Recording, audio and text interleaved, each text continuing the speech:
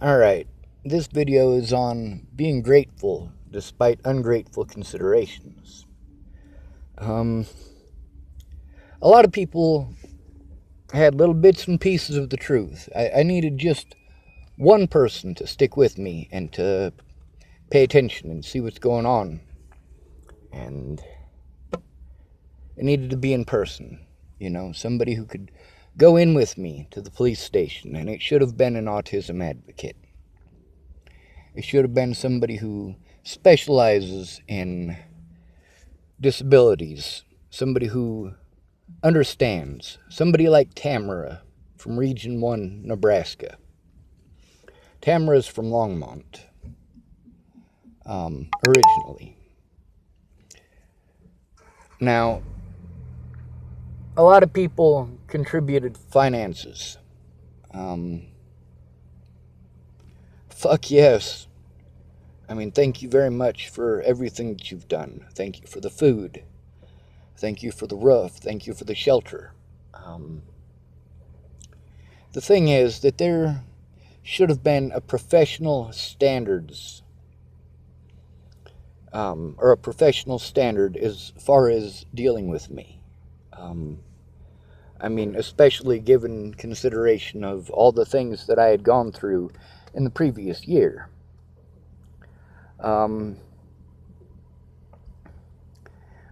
The first time that I want to say that I went in with Miss Peaches, but she was separated from me because she drove in a different vehicle, and I rode in the back of a police cruiser from Miss Peaches' place on Melody and 120th to the Broomfield police station. Now, we weren't able to speak or talk to each other in there. They checked my hands for gun residue. They put a thing on it to see it's a dye, and it changes colors if you've fired a firearm. They also did that to Miss Peaches and her family.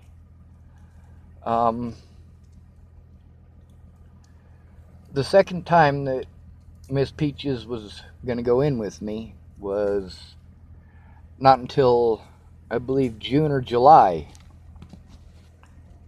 This is 6 or 7 months after Natalie was killed.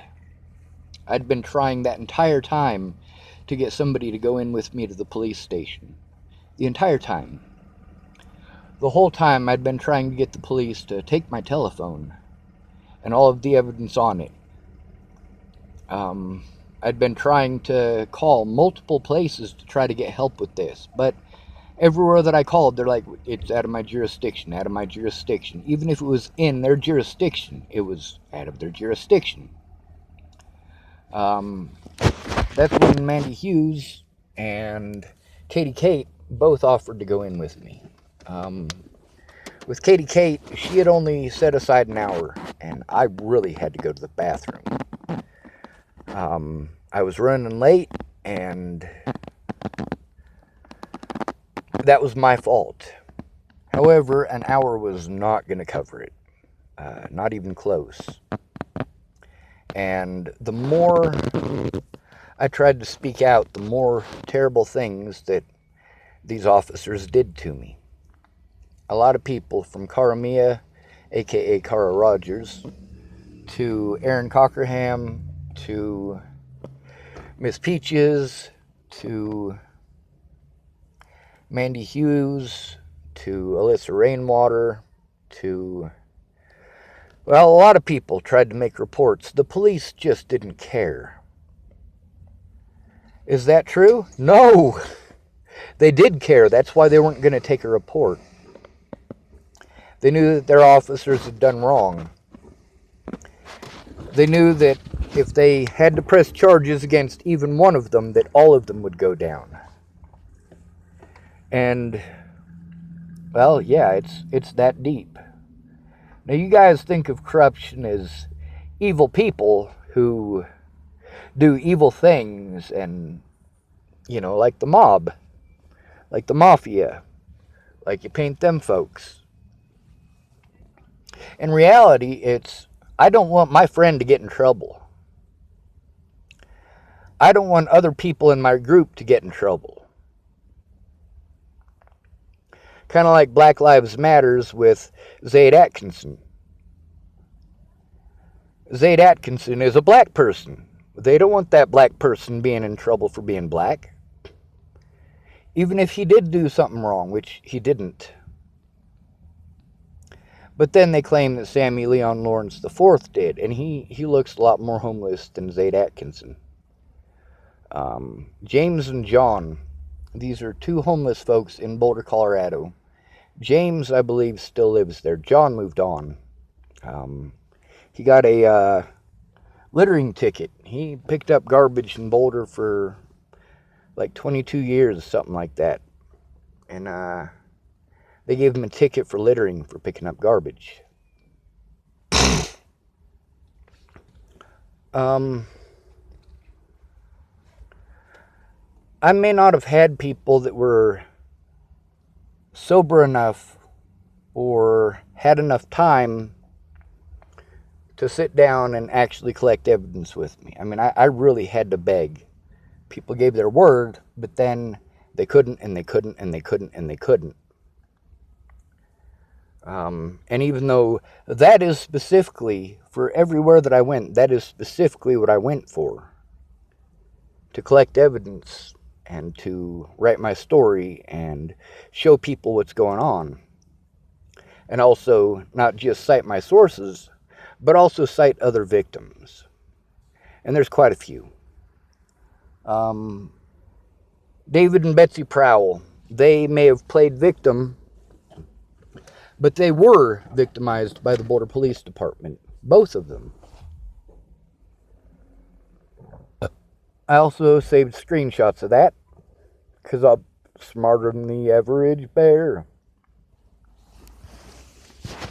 But the financial contributions, that's what allowed me, with the Boulder Police Department and their crooks and cronies and all the shit that they pulled, tying up all of my money, refusing to do their job, refusing to take a report, refusing to do a goddamn thing, omitting evidence, ignoring evidence. Well, even with all that going on, I still fought back the best way that I could, with my mouth. People keep telling me to shut up. Everybody wants me to take the fourth. Or the fifth, I'm sorry. I'm not going to do that. The truth, the whole truth, and nothing but the truth. But the law today is not built on the truth. It's built on omission of the truth. It's built on hiding the facts. Preventing the facts from coming forward. Like you get into a custody case and you want to show a bunch of stuff about your ex. You know, you want to try to bring criminal charges against him. And what does he do? Well, he tries to get it all blocked in court. I want to block this so that it can't be shown. I want to block this so it can't be shown. I want to block this so it can't be shown. That's American justice. There's no such thing as justice in America. I love Natalie, but if she was alive today, I'd be pursuing charges. I would literally, today, be pursuing charges against Natalie for the things that people did before she died. I'd also be pursuing charges against the Chapel Police Department and the Boulder Police Department and the Chesapeake Police Department. 3 different states who didn't give a shit. Now, when I said that homeless people have no money, so they have no rights, I meant it. These people's monetary contributions just dragged out the inevitable, because it was just a little bit at a time, a little bit at a time, a little bit at a time. You only had a little bit of time to donate in order to help me, and you were drunk, or you were on meth, or you were on whatever it is that you were on. And that basically just wasted my time. At Shannon Alvarado's, She offered to help, and then I got there, and she's telling me that she's going to help me every night almost. And she's just not doing it. She's too fucking drunk. She's too busy arguing with Rick. But she did feed me. She certainly did. Dan Faber, he wouldn't listen to what I had to say, and he ultimately ended up being a complete and total jackass. And very cold-hearted at that. Over Shannon Alvarado, believe it or not. Over me screaming at her. Last year while I was in Chapel, Nebraska. The first two phone calls that me and Shannon Alvarado had are when I was in Sydney after I'd moved into the apartment there. And Amy Witcher hooked me up with that, by the way. She's the one who hooked me up with the phone number and hooked me up with all of that stuff. But she's, at the time, was getting into cocaine. I have this in screenshots, by the way. And her husband, Andrew Witcher, is a meth addict. And it's been a very long time that he's been a meth addict. And I have screenshots between Amy and I from this period of time. That show exactly what I was saying is true. The stuff from Brock Byington, who used to be Andrew's boss. And Casey Smith, who used to be Andrew's girlfriend. And believe it or not, my boss at Subway in Julesburg, that's the job that I got that allowed me to buy the Honda Civic from David and Laura Nelson. She was Andrew Witcher's girlfriend at one time too. Now, when it all come down to it, if it wasn't for these people's help and contribution, I wouldn't be free today to speak out. Now, most of these people who contributed, quite a few of them, they're really pissed off at me for speaking out. But at the same time, what I needed was their words, more so than their money, more so than their food. I needed their words. And they didn't like being recorded, but then again, I didn't like having my name slandered. At least I told the truth. And I didn't edit these calls. See, that's something that a lot of people want to pretend. My dad, he wanted to call what I was doing entrapment. Nope. Even if my dad disagreed with me or said something that was contradictory to something that I said, I still posted the whole video, start to finish, every second. Amanda Engeline, she tried to pretend like I would try to twist her words at a contortion and only show certain parts. And I did save that. I saved screenshots of that as well. The thing is, that's not the whole truth. And I'd like to show everybody the things that I've gone through and the things that I've dealt with.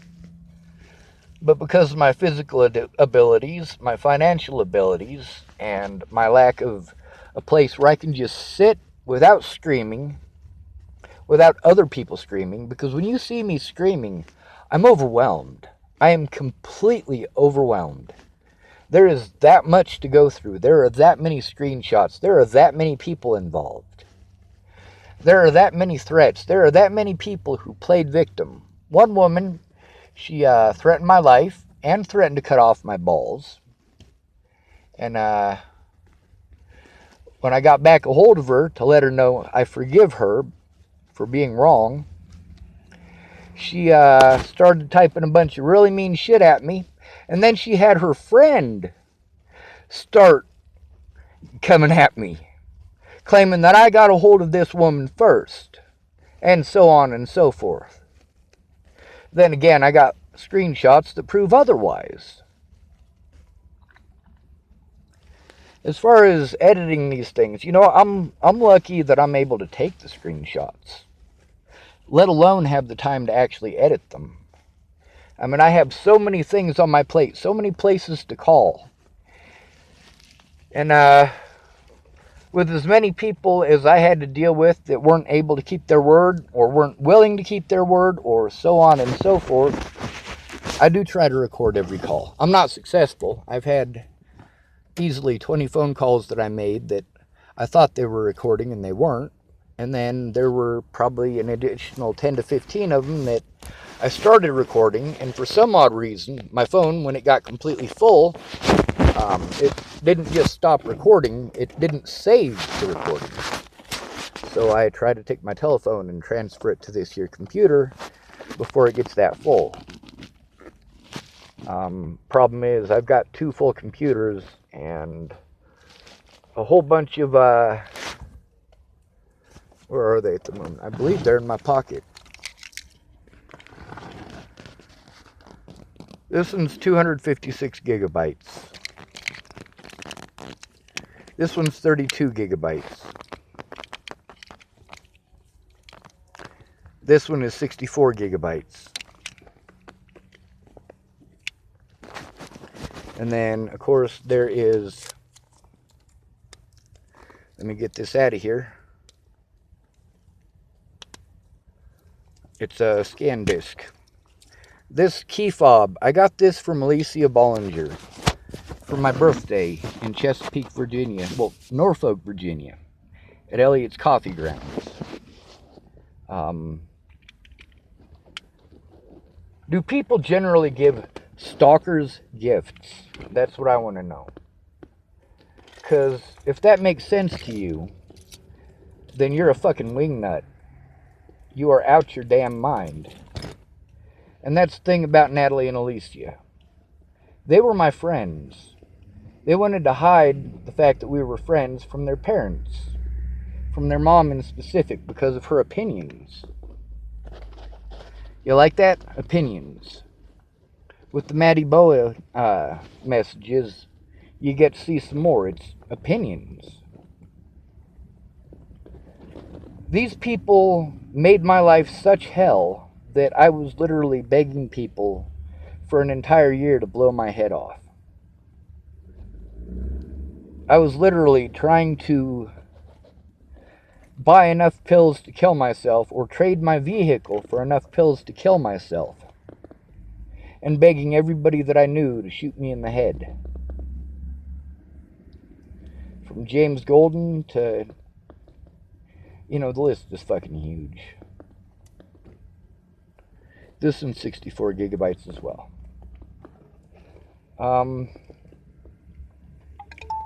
There's also one that Miss Peaches has a copy of some of the information. Matter of fact, her copy of the information has that phone call, or the not the phone call, but the sit down between myself and Molly Smith and Officer Jared Hahn.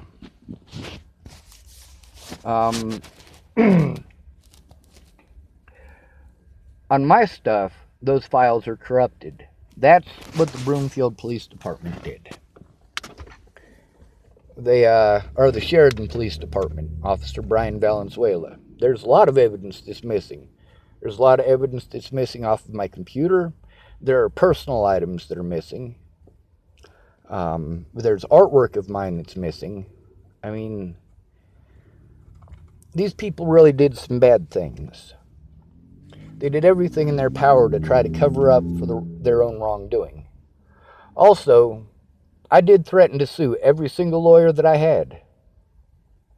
Every one of them, for a reason. Because they wouldn't do their jobs. Homeless people aren't people to you. A few years ago, quite a few years ago now, I bought a computer from a guy. He said that his roommate moved out, and that his roommate had given him a computer because he didn't pay rent, and he owed Chris. That's the guy's name, Chris. He's got dreads. He's a redhead. But Chris, he tells me that this computer that he's got, it's a MacBook Air. He tells me that this computer was to pay off a debt from his former roommate. So I buy the computer, and the first thing I do is get a hold of MacBook. You know, I want to guarantee that this thing isn't stolen. So I call them up, and they tell me it's not stolen. And the next thing I know, I've got 2 officers coming down and talking to me. And because I told the truth, that I had bought it from Chris, and I couldn't remember his name at the time. I just remembered it was Chris. I didn't know his last name. I still don't know his last name. But it was a pretty fucked up scenario because I told the truth. I told them that I bought it. They charged me with theft by receiving. Now, I assume anytime that I don't buy something from Walmart, there is a possibility that it's stolen. If I buy something at a garage sale, there's a possibility that it's stolen. If I buy something at a yard sale or a thrift shop or a pawn shop, there is a possibility that at some point in time, it might have been stolen. So, they charge me with theft by receiving, and I get a public pretender. I want to say her name is, I want to say it's Katie Sechrist. And so I got court, right?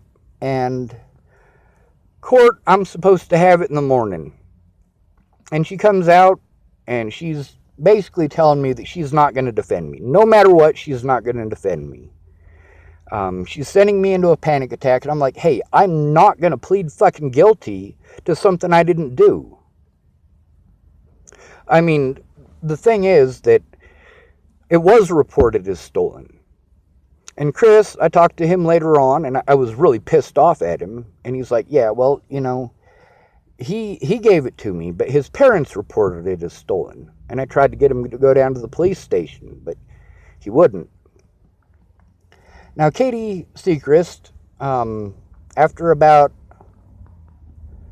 I want to say 4 hours, because I was supposed to be on the docket that day, and literally court was closed by the time we went in for our court date. By the time we finally went in, and she had sent me into a panic attack in order to get me to plead guilty to this crime, and I walk in there, like, yeah, that's how public pretenders work. They don't give a fuck about you as a human being. They don't want to do any work. It's worth it to them to sit there and send you into a goddamn panic attack as opposed to doing any actual work. Now, when you look at the laws and the bylaws and the court procedures and this, that, and the other, damn, dude, that is a fucking minefield of bullshit. It's no wonder they don't want to do their fucking jobs. But at the same time, they get paid whether they win or not. They get paid whether they make any effort or not. And I'm not the only person this happened with. Now then, there's a woman named Kayla Manning. She used to date a guy named Junior. We call him Junior Nairhair. Now, Junior Nairhair had a marijuana pipe, and he dropped it as an officer in Boulder was walking up to us. And that officer told me to pick up the pipe. I said, I'm not going to pick it up. It's not mine. She said, you need to pick it up. I said, I'm not going to pick it up. It's not mine. And she tells me that she's going to charge me with a crime if I don't pick it up. So I pick it up, and she charges me with paraphernalia. Possession of paraphernalia. That's how the Boulder police work. Victor King. This is a guy who is now basically a social worker for the city of Boulder. One time he was sitting on a bench, and there's an officer standing in front of him, and this is outside the Boulder Public Library, and there's a purple jelly stain looking thing on it, and it's dried. It's obviously been there for a while. And this officer is telling Victor King that if he doesn't clean up this purple stain, that he's going to get charged with vandalism and littering. So, Victor is frantic. You know, he's asking me if I have anything to clean it up with. And I'm like, no, but I'll go in the library. I'll get you a cup of water. You know, I mean, I'm trying to think of something that I can do to help him. And he does get it cleaned up, you know. But the fact is, he was being harassed for sitting there. Victor King is a large black man. At the time, he was doing a lot of meth, but he's sobered up since then. Now, here's the scenario that got him sobered up. So, I'm walking down to the library. I'm about to go inside, and an officer calls me over and tells me I need to sit down. Like, I literally just got there, and this officer is telling me I need to sit down. So I sit down where he tells me to, and there's a book bag right next to me. And he's asking me if that's my book bag. I'm like, no, that's not my book bag. And he's harassing me about it. This officer knows that it's not my book bag. He knows beyond any shadow of a doubt that it's not my book bag. He's just being a dick. What ended up happening is that Victor King had stolen a computer and some other various items and put them in his book bag. And this officer was going to have me go down for this crime just for walking by. This is because by this point I'd been speaking out about the Boulder police and their tactics for a while. So Victor King did something called manning up. He fessed up to his shit. Victor King, between seeing an innocent man get locked up for his crimes and fessing up to it, Victor King manned up and fessed up to his shit. He went to jail.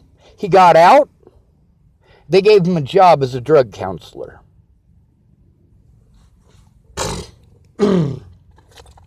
Victor King is a great success story. He's also a wonderful person. Even when he was addicted to meth, he was good to me. And he was funny. He was sarcastic as shit.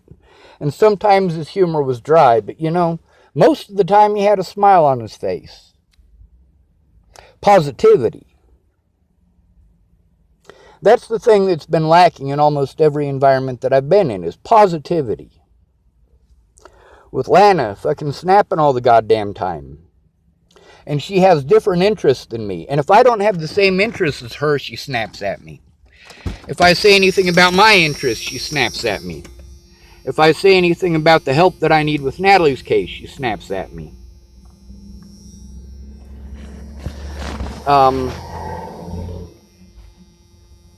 So, it's not that I'm not grateful for the help. It's that the help that I needed in specific, the help that I was spending that money for, the help that I was using those resources for, I didn't get. One, get the police to take my report. I have to have a witness there with me so that they don't pull the entrapment bullshit that they did. The lying and the omitting evidence and so on and so forth.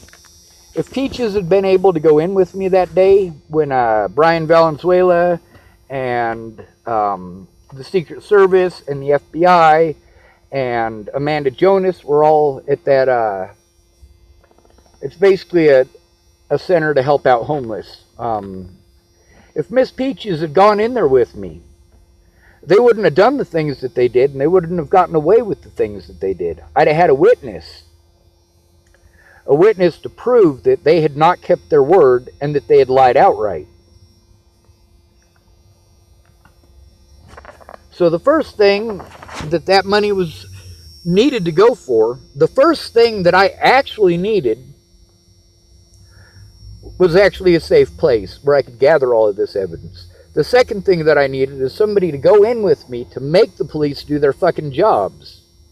The third thing that I needed and this is pretty important too,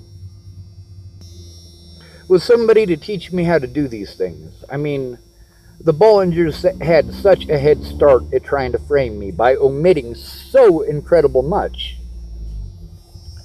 And the fourth thing that I needed was safe access to the evidence. As far as money went, all these people wasted money. And they wouldn't have had to waste that money if I'd have been able to get somebody to go in with me. If I'd have gotten somebody to go in with me before Natalie died. If I'd have been able to get someone to go in with me after Natalie died. I mean, all of the money that was wasted because the Boulder police were allowed to do the things that they did. And they were allowed to do the things that they did because I didn't have help in person. It's tough. The fifth thing that I needed, and this one right here is really, you know, as far as the order goes, 1 through 5, they're all equally important. They're all necessary. The fifth thing that I needed was positivity. And I wasn't getting that in most of the places that I was at. And a lot of the places that I was at, like Shannon Alvarado's, for example, she had specific requirements of me. She wanted me to play that Michael Jackson thing despite the fact that it hurt my back. And that's the most exciting memory that she has of me being there, is me playing that Wii thing with Michael Jackson on it, you know, Thriller. And, you know, she didn't care that that hurt me, despite the fact that I told her that it hurt me, because she was drunk and it was entertaining to her. Dance for me, Sean, dance for me, basically. And that wasn't the only time that she did that down there. The thing with the Jason masks, it's not just the thing with her son, it's the fact that her son didn't put that mask on his own. She pressured him to do it. Not as in, you know, like, you have to. But she's like, you know, you should put the mask on so I can take pictures of you. You should put the mask on so I can take pictures of you. And she's trying to pretend like her son is the one whose idea it was to put on this mask. But meanwhile, just like with the Michael Jackson thing, she wanted me to put on the mask. And she had harassed me for probably 20 to 30 minutes about putting on this mask, this Jason mask, so she can take pictures of me in it. And I don't want that thing over my face. Are you kidding me? But she didn't want to understand that. She wanted what she wanted because she was being drunk and selfish. When she's sober, she's not selfish like that. She truly isn't. But when she's drunk, yeah, she doesn't give a fuck about what you want. She doesn't care if it hurts you. She wants you to do it. And you owe it to her to do it. And she'll pressure you to do it and make you feel bad for not doing it. Because it's what she wants and you basically owe it to her because you're there. I don't owe it to you. That shit is creepy to me. It was creepy at Sally Treon's. It's creepy that Brooke Freeman was into that stuff. It's creepy at Shannon Alvarado's, and whether they mean for it to be creepy or not, these people are so obsessed with death and killing and murder. And it really truly grosses me out. That doesn't make them bad persons.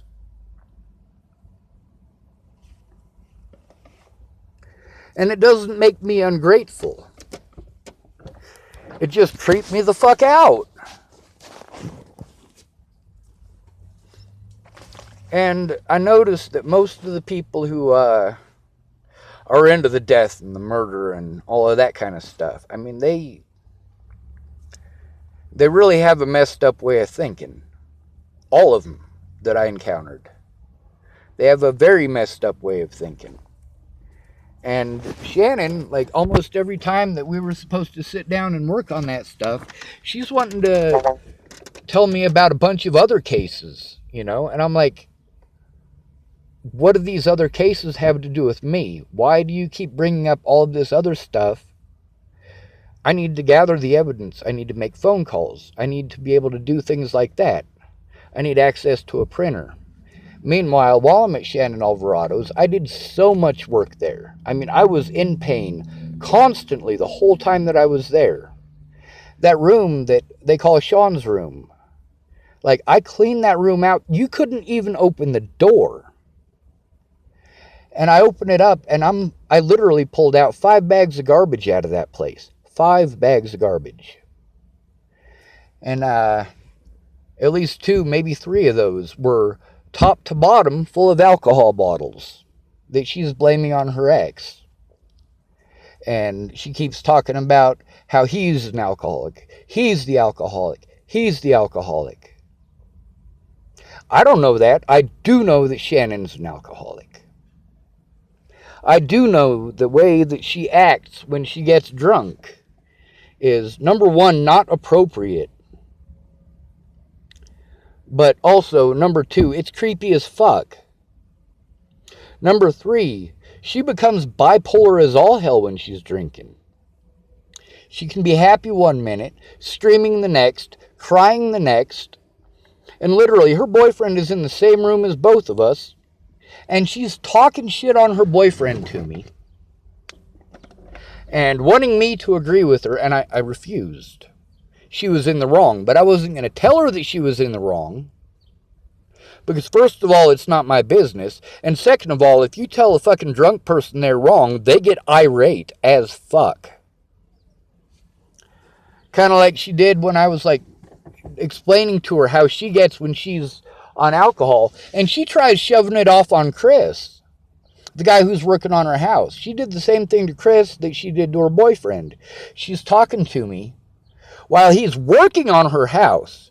She's talking to me like he's not there, talking shit on him like he's not there. He's taking his time after work to come help her, and she is talking shit on him. And he's used to it. You can tell the man is used to it. But then she wants to,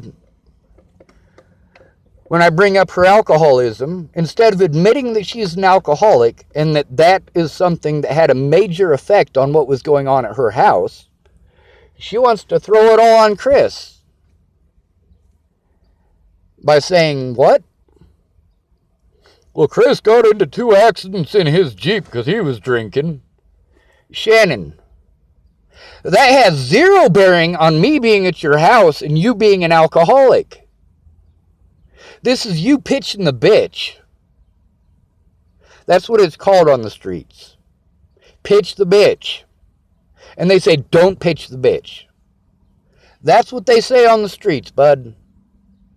Do not pitch the bitch.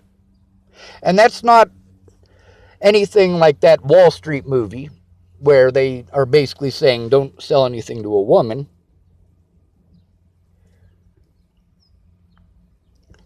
It's saying, don't go blaming that shit on somebody who wasn't even there. All of the people I asked to come forward, I asked them to come forward about things that they were there for. With Shannon Alvarado and the Kara Johnson Miles thing, Shannon's the one who exposed that woman. And when that woman realized that she had been exposed, well, she went to town slandering my name to Miss Shelley. Either that or Miss Shelley had put her up to it. But in either case, we need an honest court date in order to show that. The police and the Bollingers are crooks. And somebody needs to stand up to them, even if it's only me. I want to thank all of you for my electronics. I want to thank you for my gas. I want to thank you for my roof. Thank you, Dad, by the way. Even though you didn't understand, I am grateful for this roof. And even though you lied to me repeatedly and didn't keep your word, I'm still grateful for this roof. I'm just pissed off because I can't sustain it. Other people pay for my stuff. Other people are paying for me to live. And they should have never had to. The police should have done their fucking jobs in Chesapeake fucking Virginia.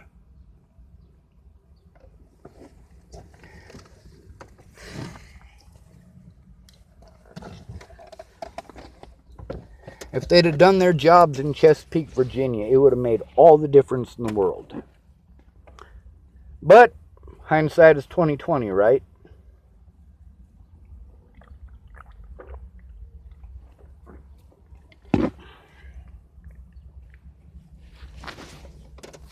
So, in short, thanks for the food, thanks for the money, and thank you for wasting my time. On the bright side, I've gotten a lot done with what little resources I have and with what people could send. And people have sent me, well, probably enough to average about $600 a month. No, not that much. Maybe $600 a month. But that money was already spent before I got it. And I still had to eat. And that wasn't budgeted into that. I still had to travel. It wasn't budgeted into that. So I had to do some extreme and desperate things because I was financially incapable of doing the things that the crooks who harmed me expected of me. The money that they wanted from me for the things that they did to me. That's not acceptable. My dad, he didn't care that he was overwhelming me. He screamed and shouted at me a shit ton. And I took it, and I took it, and I took it. By the time I screamed at my dad so loud that it shook the whole house, according to him, he was standing in the doorway while I was packing up my things to get the fuck out of there. I was tired of his abuse. I was tired of him screaming at me. I was tired of him cutting me off every time I started to speak and telling me a bunch of ignorant bullshit and telling me how to think and telling me how to feel and telling me I have to do this, this, and this. I have to jump through all these fucking hoops because he expects it. Not just that page, there's another page. He already decided before I got there what it is that I needed without finding out what the fucking real nitty-gritty of it was. Am I grateful to my dad? Yes. Am I pissed off at my dad? Fuck yes. There's the help that was promised, and that promised help was the help that I needed, and that's why I expended my resources to get that help from the people who had promised that help. But then when I get there, they're not helping me that way.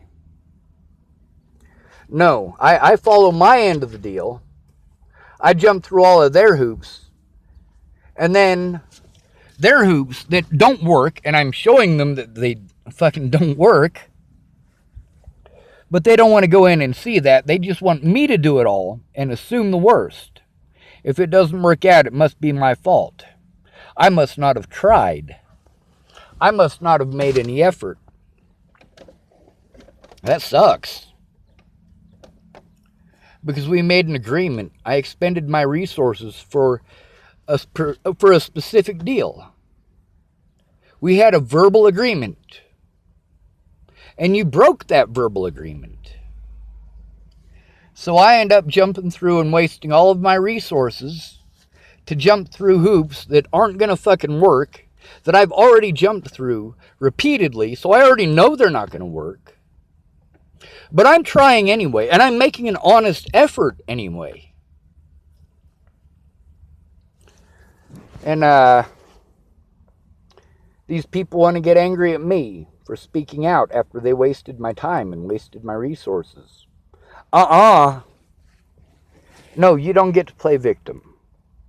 I thank you for the services that wasted my time. I know that you meant well.